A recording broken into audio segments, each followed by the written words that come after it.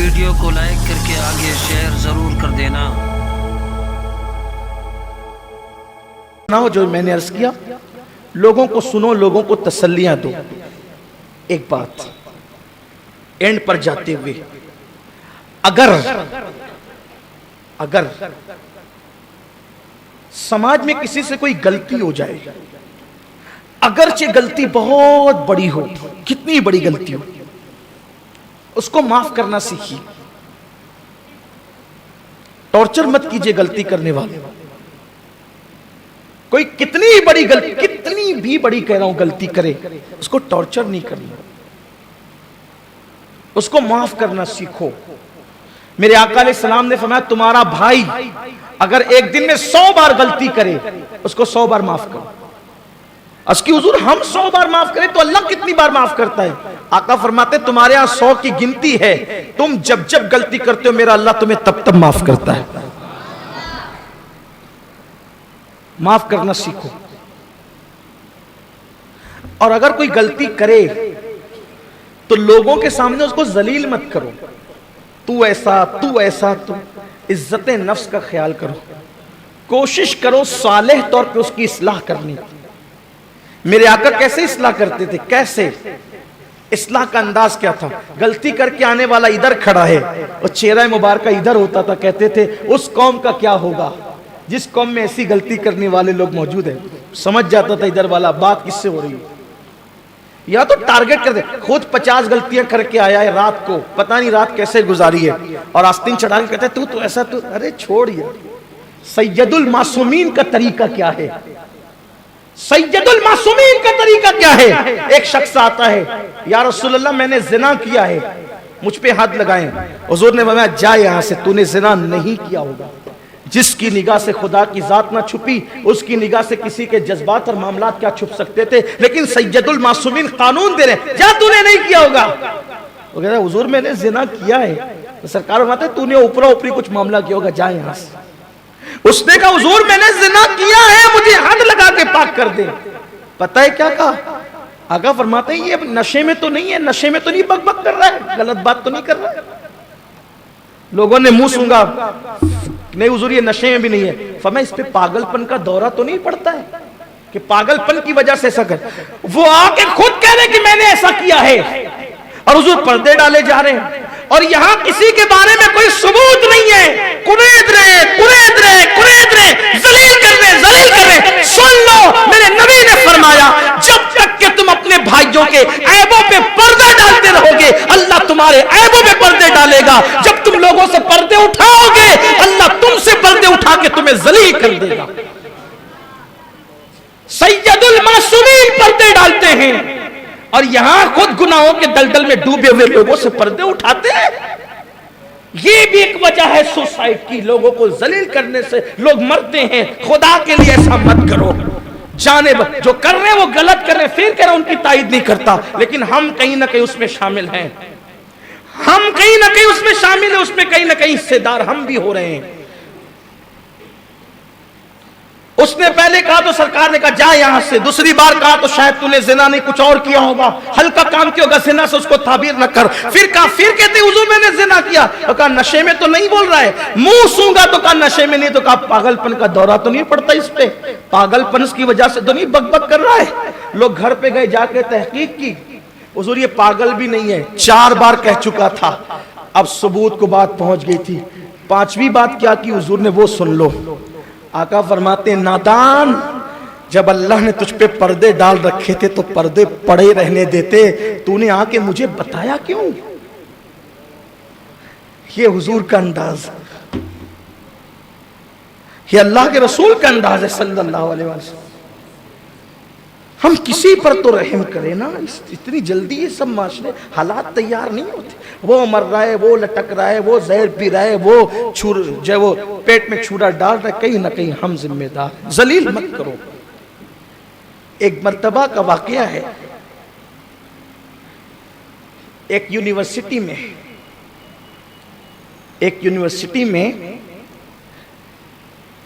ایک طالب علم کی گھڑی کسی نے چرا لی۔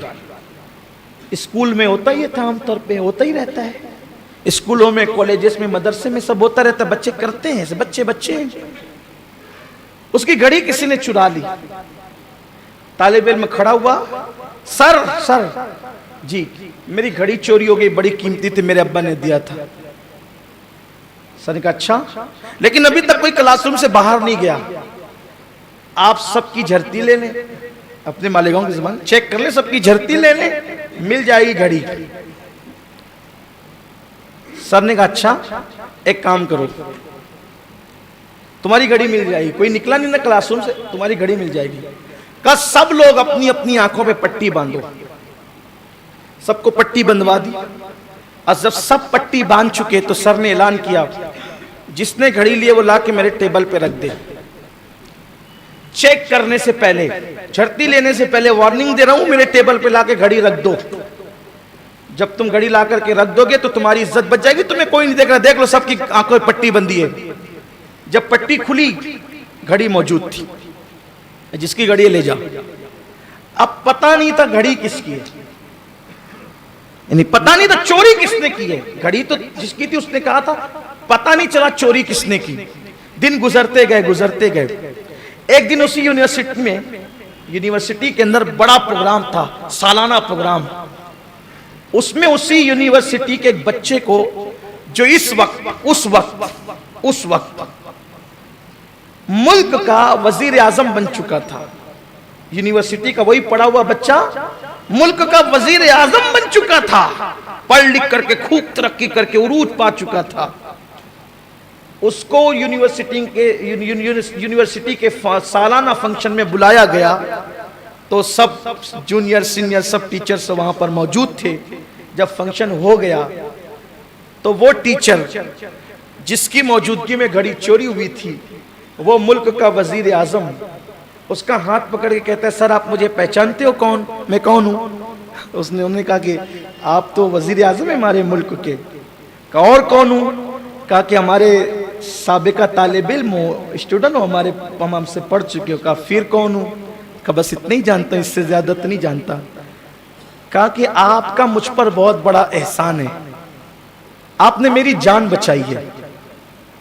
آپ لوگ دل کے کانوں سے اس کو سن لیں، سر آپ نے میری جان بچائی ہے، آپ میرے وہ اساتذہ میں سے ہو جس نے میری جان بچائی ہے۔ ارے وزیر صاحب آپ ایسی بات کیوں کرتے ہیں؟ یہ ہندوستان کا واقعہ نہیں ہے، میں باہر کی دنیا کی بات بتا رہا ہوں۔ آپ ایسی بات کیوں کرتے ہیں؟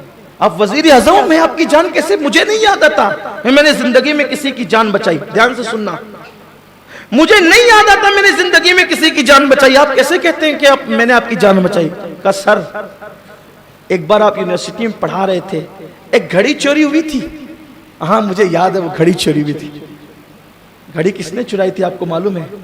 انہوں نے کہا مجھے نہیں معلوم۔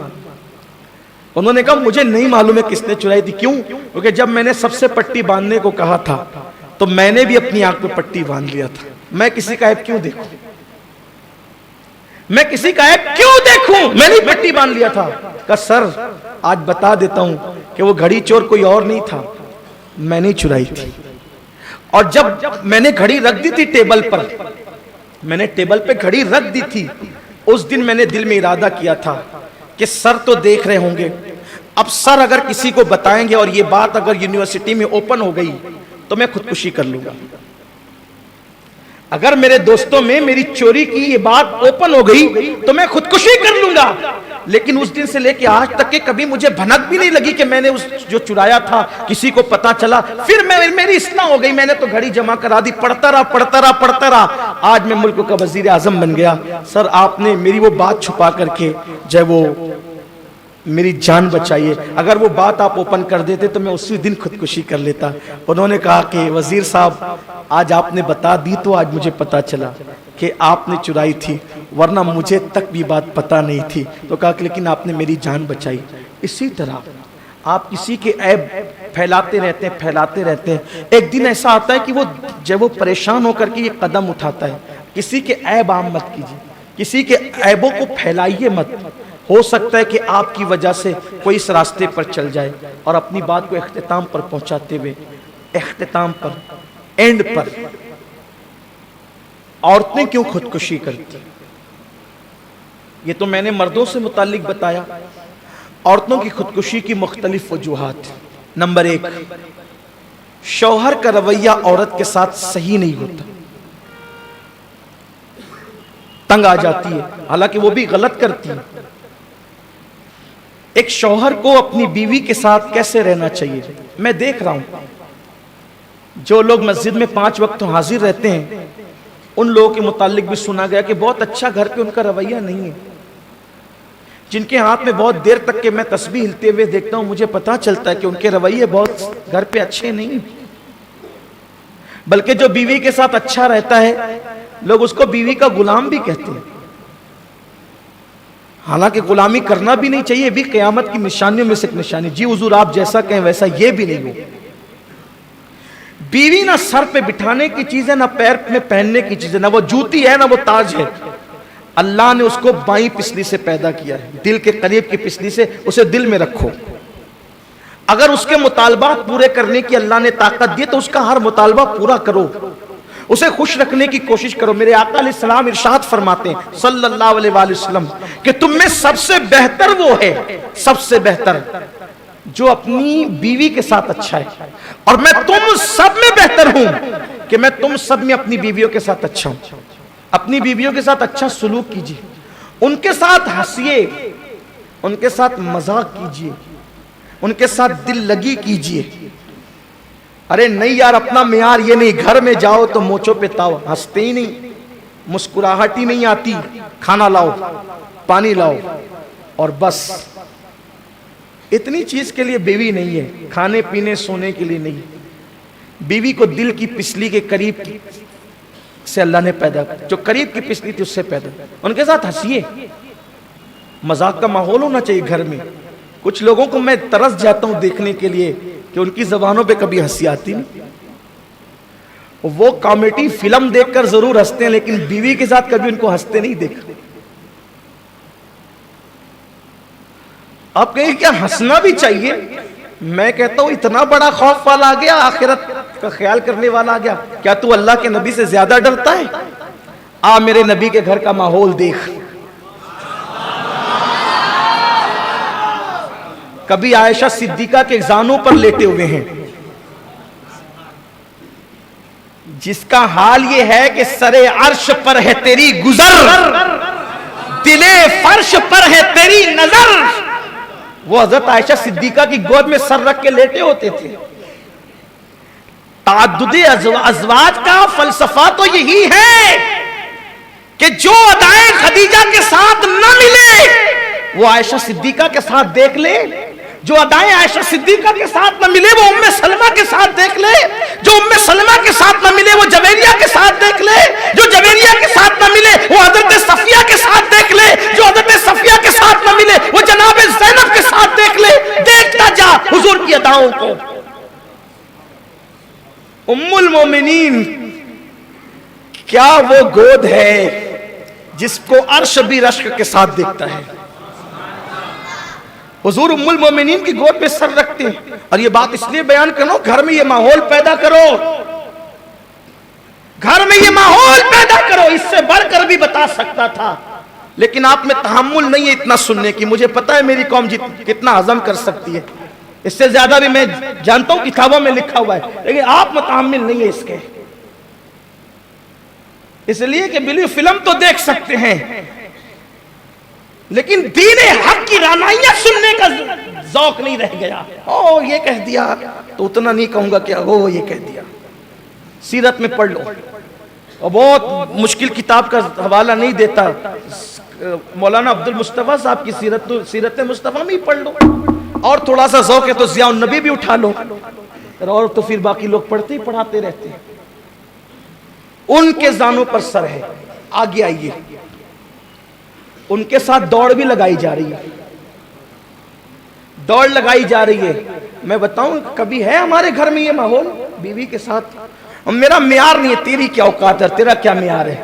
جس کی رسائی اللہ تک ڈائریکٹ ہے، انبیاء جس کے پیچھے کھڑے رہتے ہیں وہ بیوی کے ساتھ دوڑ بھی لگا رہے. یہ گھروں کا ماحول ہوگا، کون خودکشی کرے گا؟ کون سی بیوی خودکشی کرے گی؟ ام المومنین حضرت صفیہ کے ساتھ نکاح ہوا. یہ ہماری امی جان جناب صفیہ, مجھے بہت محبت ہے ان سے. ان کی کچھ چیزیں میں ایسے ہی جانتا ہوں. حضور کی ہر ازواج پاک سے ہم عقیدت اور محبت رکھتے ہیں. ماں خدیجہ الکبریٰ کے بعد اگر سب سے زیادہ عقیدت کسی سے تو ماں عائشہ صدیقہ سے, اور اس کے بعد اگر سب سے زیادہ کسی سے عقیدت ماں صفیہ سے. چونکہ یہ بہت مالدار گھرانے کی تھی, کھانے بڑے اچھے پکانا جانتی تھی, اور یہ اچھے اچھے کھانے بنا بنا کر حضور کو بھیجتی تھی. کچھ عورتیں ہوتی نا جن کو اچھے کھانے کا ذوق ہوتا تھا, تو امہات المومنین میں یہ وہ ہیں جن کو اچھے کھانے کا. اور یہ سیدہ فاطمہ سے بہت پیار کرتی.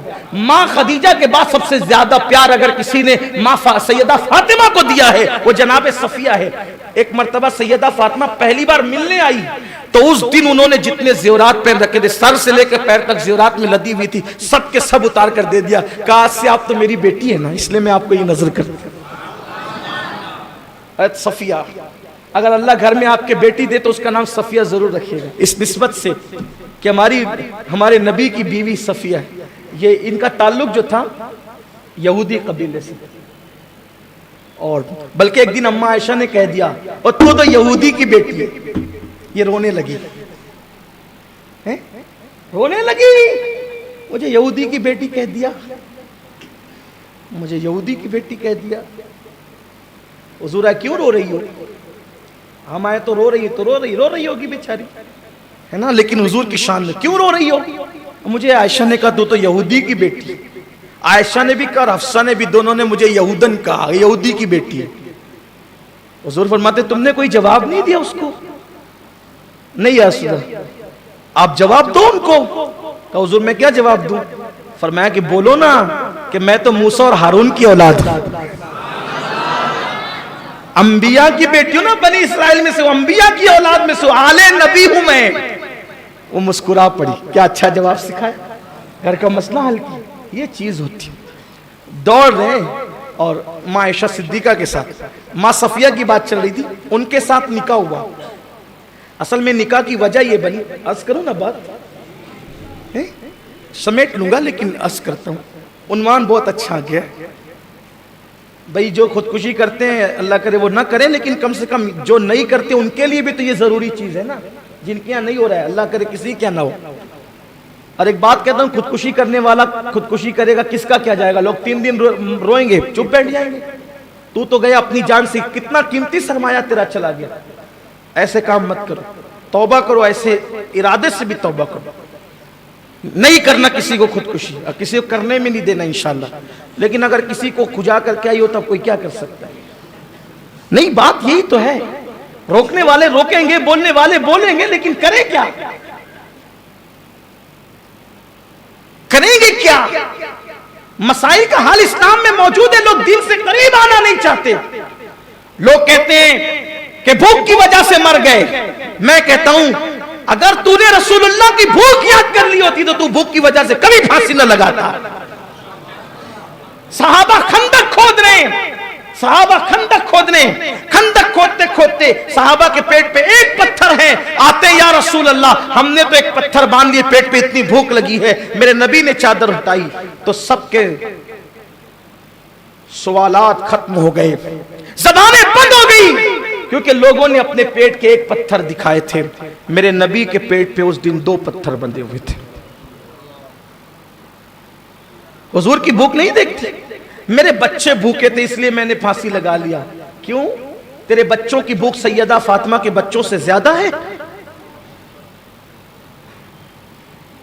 اگر دین ہوگا تو مسائل میں اس طرف نظر جائے گی, اس طرف توجہ جائے گی. اپنی مصیبت دیکھو, حضور کی مصیبتیں یاد کر لو. کہا بیٹی کو طلاق دے دیا گیا تھا اس لیے میں نے خودکشی کر لی. کیوں؟ حضور کی بیٹیوں کو طلاق نہیں دیا گیا. ایک ہی دن میں حضرت رقیہ اور ام کلثوم دونوں کو طلاق دی گئی, لیکن میرے آقا نے دونوں کے سر پہ ہاتھ رکھے کہا اللہ تمہیں اس کا بہتر بدل عطا فرمائے گا. کہاں وہ ابو لہب کے گندے گلیز, کہاں وہ ابو لہب کے گندے گلیز, ان سے نجات ملی تو اللہ نے عثمان غنی جیسا شوہر عطا فرمایا جس نے 2 مرتبہ جنت خریدی.